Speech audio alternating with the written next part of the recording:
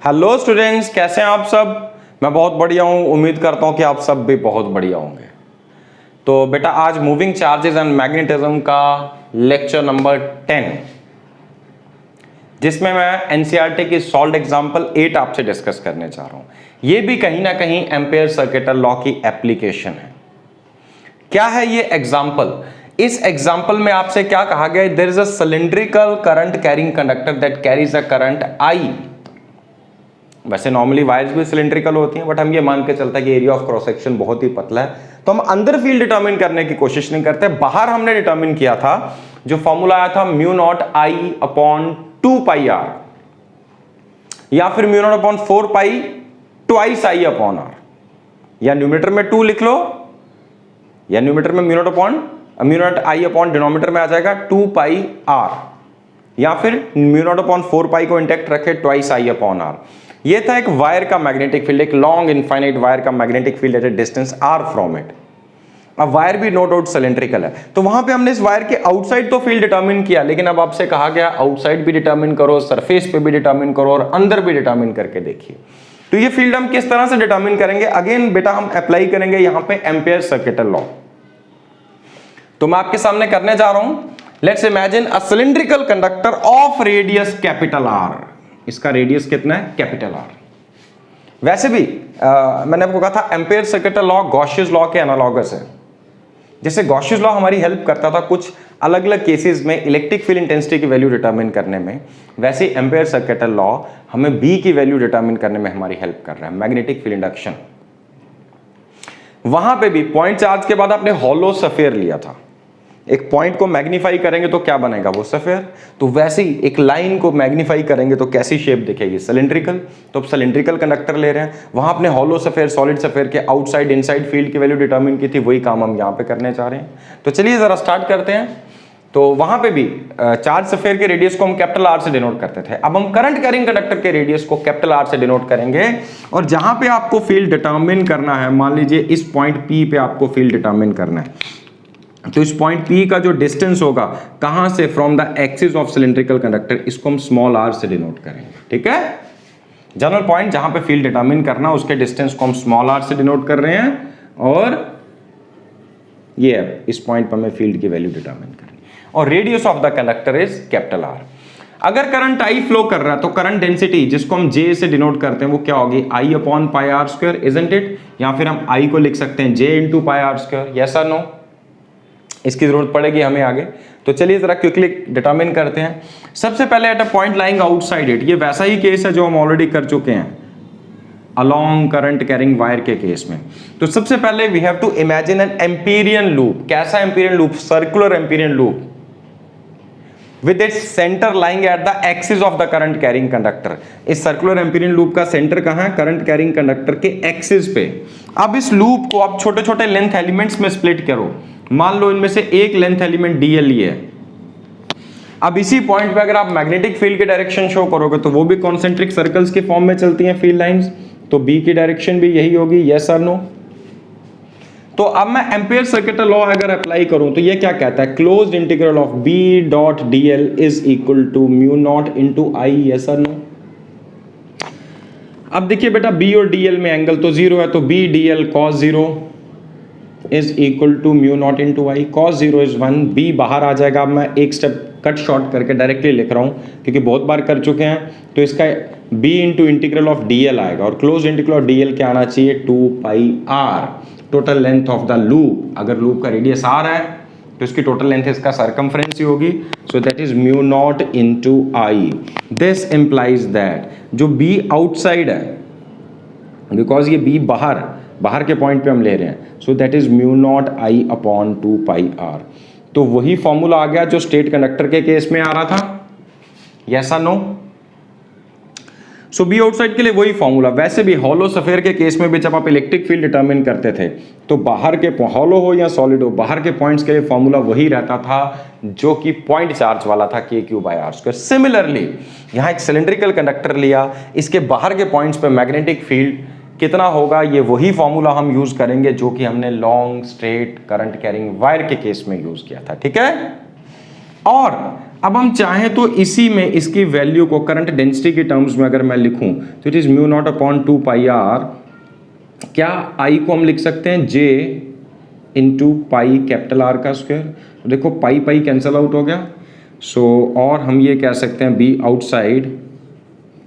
Outside is equal to half mu naught J capital R का square upon small are.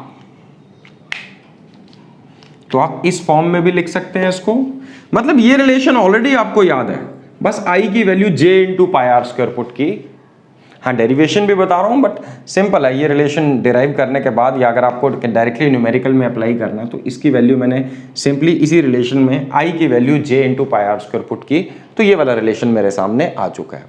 इन दोनों relations को देख के एक चीज तो क्लियर हो जाती है, B outside is inversely proportional to r. देखो जरा ध्यान से, mu naught constant, I constant, 2 pi constant, inversely proportional to are.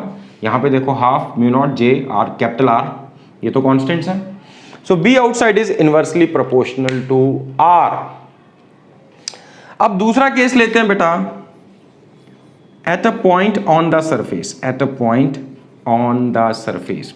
तो अगर आप सरफेस पे कोई पॉइंट लेते हैं तो इसके सरफेस पे मैग्नेटिक फील्ड यहां पे इसके सरफेस पे कितनी हो।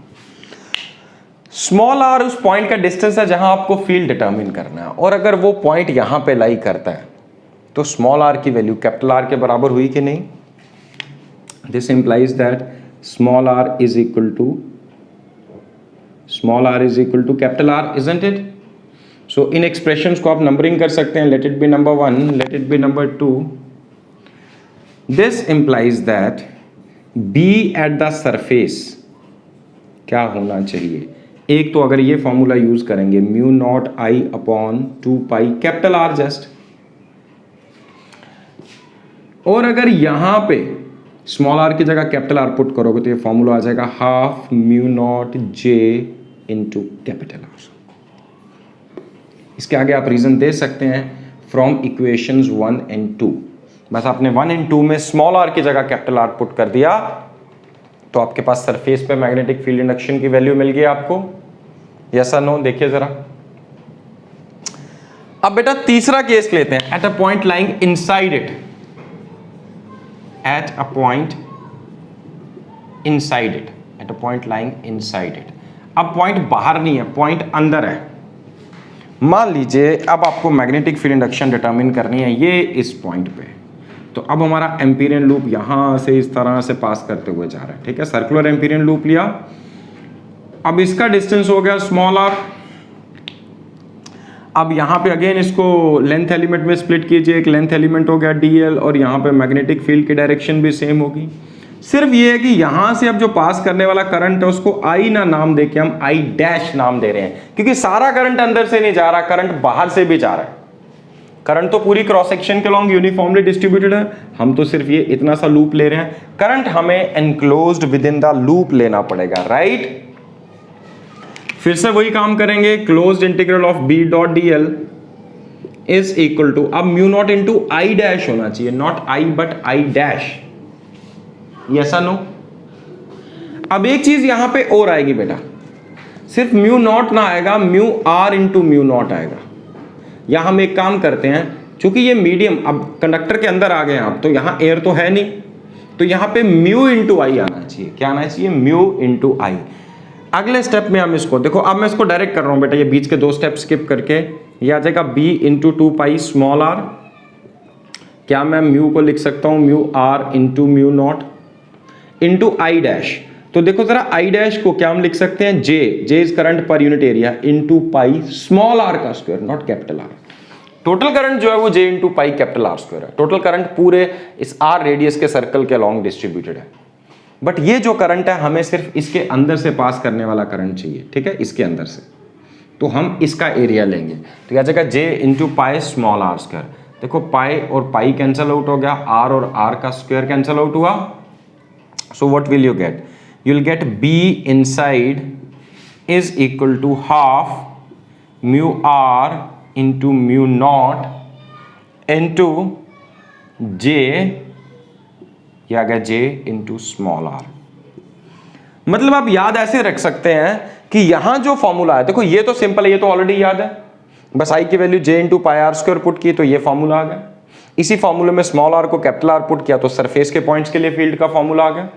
अब जो सरफेस के पॉइंट के लिए फील्ड का फॉर्मूला, वही फॉर्मूला बी इनसाइड के लिए, बस कैपिटल आर की जगह क्या हो जाएगा, स्मॉल आर।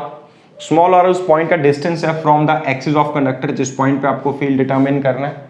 और हाँ, क्योंकि अब मीडियम बदल चुका है, बीच में एयर नहीं है, तो इनटू म्यू आर भी करना पड़ेगा, बाकी फॉर्मूला सारा का सारा सेम है, राइट।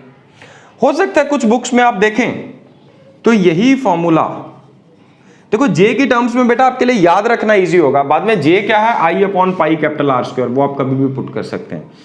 अगर यहीं पे मैं वैल्यूज पुट करूं half mu are into mu naught, तो जे को लिख दूंगा I upon pi capital R square, तो इनटू स्मॉल आर। तो इसकी टर्म्स में भी कई जगहों पे फॉर्मूला हो सकता है, लिखो mu are into mu naught upon 2 pi I upon R square into small R. But एक चीज है, दोनों में से कोई भी फॉर्मूला, इसको देखो या इसको देखो, एक चीज तो क्लियर हो रही है कि बी इनसाइड जो है वो डायरेक्टली प्रोपोर्शनल टू आर है, राइट। तो बेटा इन सब को देखते हुए अगर हम इसी इंफॉर्मेशन को ग्राफ के ऊपर डिपिक्ट करें, तो अगर मैं यहां पर एक ग्राफ बनाऊं, variation of magnetic field induction versus distance from the centre, sorry distance from the axis of conductor, small R is distance from the axis of conductor, यहां मैं प्लॉट करने जा रहा हूं बी। तो यहां पे जब तक सेंटर से आते आते आप कैपिटल आर डिस्टेंस तक नहीं आओगे, सरफेस तक नहीं आओगे, तब तक field directly proportional to r है, B inside is directly proportional to r. Surface पे इसकी वैल्यू हाईएस्ट होगी और सरफेस के beyond it is inversely proportional to r, yes और नो। सरफेस पे जो हाईएस्ट वैल्यू है आप उसकी वैल्यू लिख सकते हैं mu naught I upon 2 pi capital are, या फिर जे की टर्म्स में भी लिख सकते हैं, राइट। इन केस ये कंडक्टर हॉलो होता तो क्या होता, यहां फील्ड जीरो होता, यहीं से स्टार्ट होकर और बाहर चलेगा। बिकॉज कंडक्टर अगर हॉलो होता तो अंदर करंट ही ना होता, करंट तो बाहर होता सरफेस पे। तो बीच में जब आप एम्पीरियन लूप लोगे तो एम्पीरियन लूप के अंदर करंट एनक्लोज जीरो होगा, और अगर यहां करंट एनक्लोज जीरो हो तो बी अपने आप जीरो आना चाहिए कि नहीं, यस और नो। चलिए यहां पे कुछ सिमेट्री आपको दिखा देता हूं, बस यही बेटा टॉपिक डिस्कस करना था। एनसीईआरटी के क्वेश्चन सॉल्व कीजिए, जहां पे के डाउट्स हैं तो भेजिए। यहां पे एक सिमेट्री दिखाता हूं इलेक्ट्रोस्टैटिक्स में, जब आपने गॉसियन लॉ अप्लाई किया, देखो पॉइंट चार्ज के केस में, पॉइंट चार्ज के केस में at a distance small R from it, electric field का फॉर्मूला होता था k q by R square, right. k is 1/4 pi epsilon naught. Point को मैग्नीफाई करेंगे तो क्या बनता है, सफेयर। तो हॉलो सफेयर के केस में आउटसाइड के लिए फॉर्मूला E आउटसाइड, अगर इसका डिस्टेंस यहां से स्मॉल आर है तो ये वही है k q by capital R का स्क्वायर आया। हाँ, q को आप लिख सकते थे, अगर यहाँ सरफेस चार्ज डेंसिटी सिग्मा है तो हम इसे लिखते थे sigma into 4 pi R square, तो ये आ जाता है sigma upon epsilon naught into capital R square upon small are का स्क्वायर। एनीवे दोनों ही केसेस में E outside is inversely proportional to R का स्क्वायर, ठीक है। सरफेस पे आना तो स्मॉल आर की जगह कैपिटल आर पुट कर दो। एनीवे इसी को अगर मैं ग्राफ पे प्लॉट करूं तो E versus small R up to a distance capital R, यहां तक E की वैल्यू 0 थी, ग्राफ ये ऐसे चल रहा था, यहां पे हाईएस्ट थी और उसके beyond E is inversely proportional to are square, ऐसा ग्राफ आया था हॉलो स्फीयर में। तो वैसे ही देखो बाहर के पॉइंट्स के लिए ये फॉर्मूला वही है जो पॉइंट चार्ज के लिए था, k q by small are का स्क्वायर, सॉरी स्मॉल आर आएगा यहाँ पे। तो यहां पे भी इस कंडक्टर के बाहर के पॉइंट्स के लिए फॉर्मूला वही है mu naught I upon 2 pi R. Straight conductor में वैसे इनवर्सली प्रोपोर्शनल टू आर है तो बाहर के पॉइंट्स के लिए इनवर्सली प्रोपोर्शनल टू आर। जैसा यहां पॉइंट चार्ज के केस में electric field inversely proportional to are square है, तो यहां E outside inversely proportional to are square है। In case of hollow sphere अंदर कितना होगा, अंदर E होगा 0 और सरफेस पे वैल्यू हाईएस्ट होगी जो कि हमने निकाली थी sigma upon epsilon not. Because small are capital are equal होंगे तो क्या बचेगा, सिंपली। यहां पर भी वैसा, ये देखिए अगर कंडक्टर हॉलो होता तो यहां पे ये B 0 होता, फिर ये बाहर वाला पार्ट ऐसे ही रहता। फिर दूसरा आपने केस लिया था सॉलिड नॉन कंडक्टिंग सफेयर का, सॉलिड नॉन कंडक्टिंग सफेयर, जहां पे चार्ज यूनिफॉर्मली डिस्ट्रीब्यूटेड है थ्रू आउट द वॉल्यूम। तो वहां पर E वर्सेस स्मॉल r जब आपने प्लॉट किया तो up to a distance of capital R, मतलब सरफेस तक आते आते ये पहले तो डायरेक्टली प्रोपोर्शनल टू R था, और बाहर के लिए तो वही था E is inversely proportional to R square, और अंदर क्या था E directly proportional to R। देखिए वैसी सिमेट्री यहाँ दिख रही है आपको, अंदर B is directly proportional to R, बाहर इनवर्सली प्रोपोर्शनल टू R। हाँ यहाँ R स्क्वायर है, वहाँ R है, और यहाँ पॉइंट चार्ज में भी inversely proportional to R square है, यहाँ लीनियर कंडक्टर में भी इनवर्सली प्रोपोर्शनल टू R है। तो वैसे भी एक लीनियर कंडक्टर को अगर आप मैग्नीफाई करो तो कैसी शेप दिखेगी, सिलेंड्रिकल। तो इस तरह की सिमेट्री अप्लाई करके आप सारे के सारे रिलेशंस याद रख सकते हैं, राइट। आई होप ये चीज आपको क्लियर हुई होगी।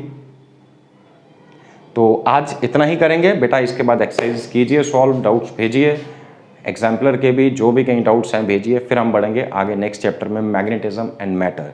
तो आज के लिए इतना ही। Wish you all the best, God bless you all.